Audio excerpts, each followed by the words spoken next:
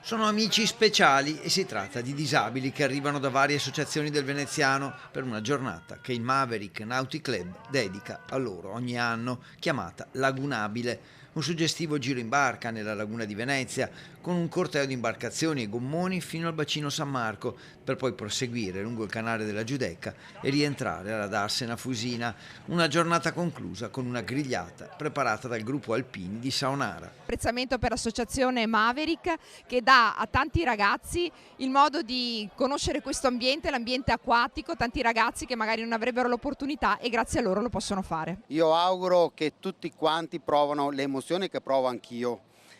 perché sono veramente grandissime. Quello che noi facciamo a questi ragazzi oggi sono dei piccoli miracoli, ma non lo diciamo noi, sono le loro famiglie che lo dicono